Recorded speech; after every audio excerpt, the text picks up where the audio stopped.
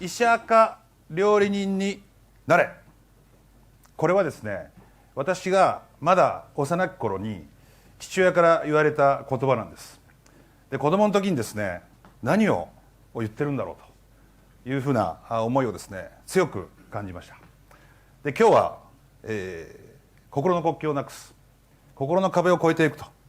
いうような内容に従ってですね、私の挑戦をお話をさせていただきます。で、私はですね、華僑です。中国人、日本で生まれて日本で育っている、中国人ということになります。で、華僑って皆さんどんなイメージがあるでしょうか。どんなイメージがありますか。商売上手。商売上手。どんなイメージがありますか。商売上手。商売下手な人もいるんですけどもで、私はそこそこ頑張ってるかなと。私のルーツはですね、北京です。祖父がですね、戦前、船に乗って下関から大阪にたどり着いたというのが私のルーツになります。で、当時華僑の一世祖父はですね、日本語が話せませんでした。相当な苦労をおそらくしたんではないかというふうに思います。で、私の父親、私の母親の華僑第2世代の人たちもですね、若い自分にいろんな障壁であったり、一部差別のようなこともあったかというふうに思います。で、私の母国語は日本語、私は華僑3世になりますので、完全に日本で生まれて日本で育ったというような背景を持っています。で、華僑として、生きていくという意味では母国語は日本語なんですが、周りには中国人が多かった。で、かつ、神戸の中華道文学校という中国人の学校に行きます。で、ここはですね、学校の中では日本語は禁止なんです。はい、全て中国語になります。しかし一歩出ると日本語を、話してたというような少年時代を過ごします。で、小さい頃にですね、先ほど冒頭にお話をしましたが、親はですね、子供に何になりたいかという話をします。で、私はですね、プロ野球の選手だったり、大工さんだったりですね、あとはバスの運転手もかっこいいなというふうなことを思ってました。で、そこで冒頭の父親の医者か料理人という話になります。これ皆さんなぜか分かりますか。なぜ私の父親は医者か料理人という話を私にしたんでしょう。なぜか分かりますか。儲かるからですかね。やっぱり商売ですかね父親はですね、こんな話を私にします。もし目の前でお腹を空かしている人がいるならば、誰が作った料理でも美味しいって食べるだろうと。美味しければですけどね。で、もし目の前で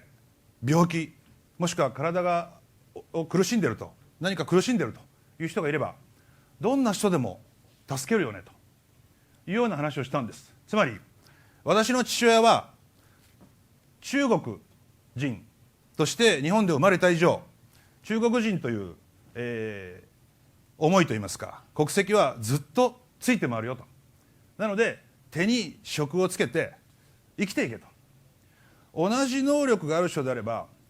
日本だと日本の人を選ぶ可能性が高いよというですね、医者か料理人も含めて私の父親は私に日本で生きていく上での、人生の示唆でありアドバイスでありというのを私にしたんですね。私、下にいとこがですね4人いるんですけど、全員医者です。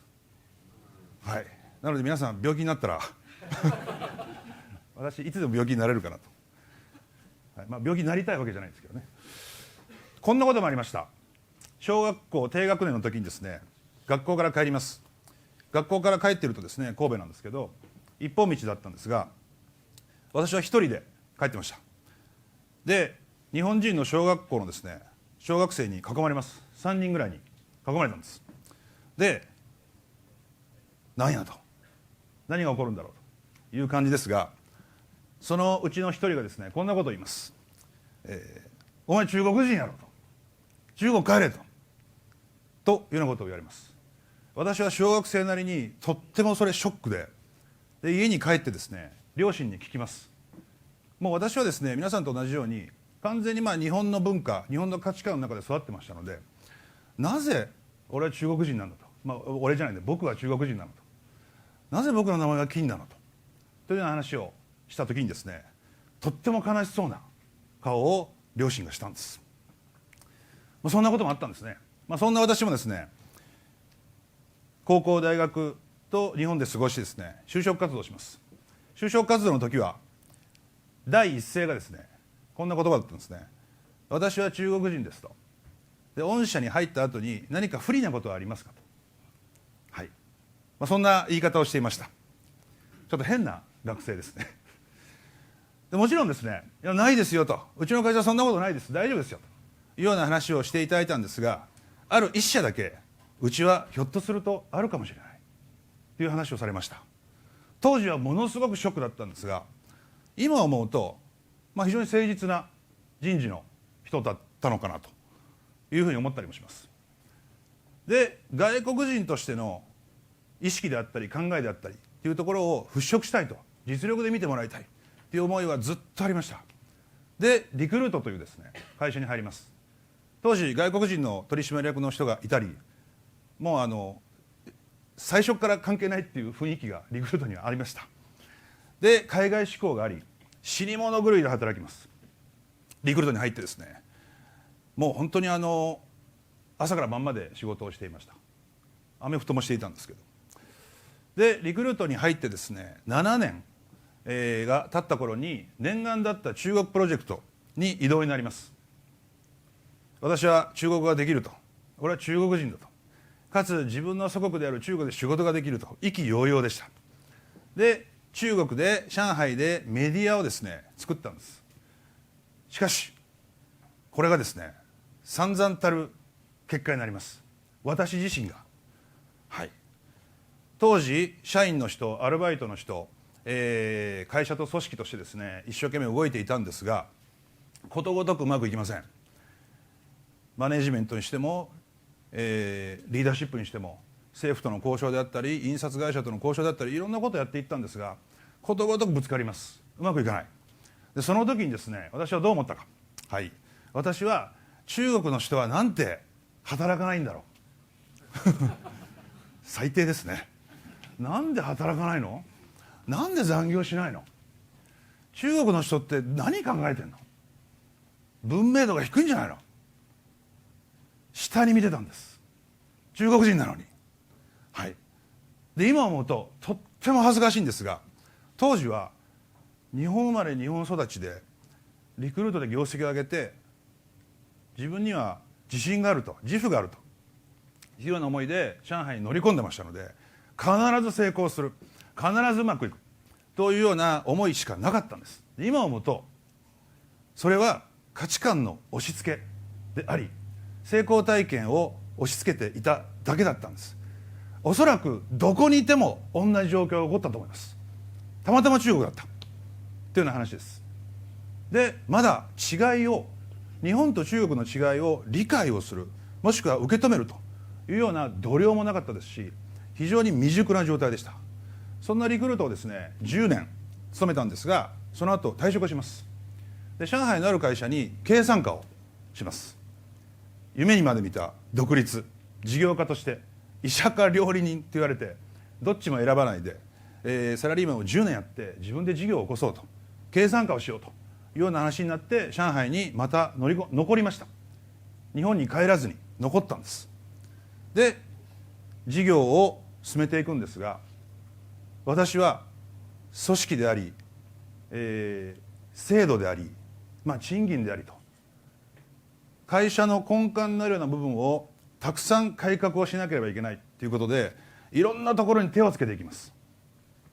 手をつけまくりました。どういうことが起こったか。業績がですねどんどん下がっていきます。十数人の会社だったんですけど、どんどん下がっていきます。で、パートナーである中国人のパートナーがいたんですが、彼は金さんどうぞやってみてくださいというような話をしてくれたんです。やったらですね、もう散々たるリクルート時代よりもひどい結果になりました。リクルート時代は看板を背負ってます。で、出張者でしたが、いつでも帰れると、残るかどうかわからないという話がありました。しかし自分の会社、自分が経営者、自分がトップであるというところでいくと逃げ場がありません。そんな中であることに気づいたんです。それは違いを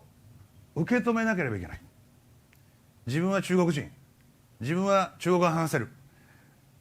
リクルート時代の3年の経験もある、かつ自分の祖国である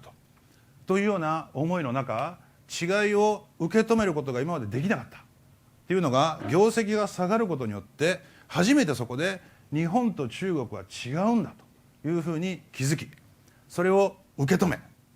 それを理解しようと実はしました。初めてです。分かっているつもりは全く分かってなかったということになります。そこで何をやったのかというとですね、まず人間性をさらけ出しました。で、あとは価値観や背景、意図と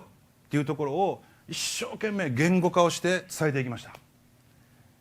皆さんもそうかもしれませんが、日本人の方のコミュニケーションは推測と期待とテレパシーですですよね。どうですか。ありがとうございます。拍手をいただいたんですね、今。ありがとうございます。拍手してほしいなと思っていたわけじゃないんですけど、推測と期待とテレパシーなんです。やってくれるであろう、やってほしい、伝わるだろう。私も実はもうそのコミュニケーションにどっぷり日本にいましたのでハマっていたんです。言うべきことは言わなければいけない、かつそれは背景だったり思いだったり価値観だったりを言葉にして伝えなければいけない、かつ人間性をさらけ出してと、初めてここで違いを認識し受け止め理解をするという段階になっていきます。そこで初めてそれに気づいたというのがついこの前です。ついこの前です。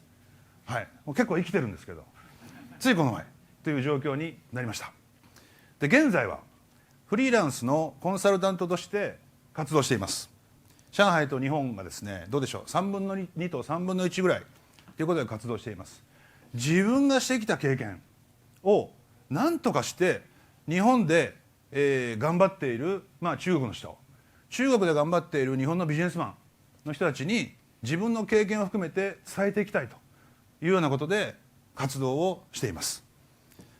中国と日本は国交正常化して46年です。その間の22年間を私は上海で生活をしています。皆様ご存知の通りですね、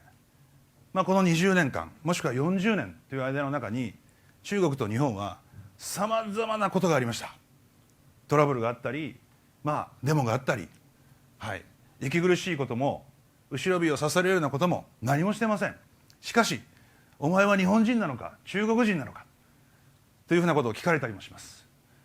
日本の人が中国の悪口を言うのも、中国の人が日本の悪口を言うのもとっても心が痛みました。今でもです。今でもです。なんとかそれを伝えていきたい、それを浸透させていきたいというふうなことを思いながら今も生きています。違いを受け止める、そして理解をする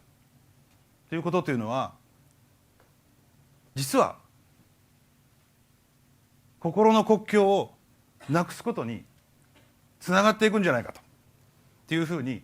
実は真剣に思っています。それは日本と中国、日本人と中国の人、日本の人とアジアの人、日本と世界というところがですね、つながっていき、違いはあって当たり前だと、違いをまず受け止める、そして理解をする、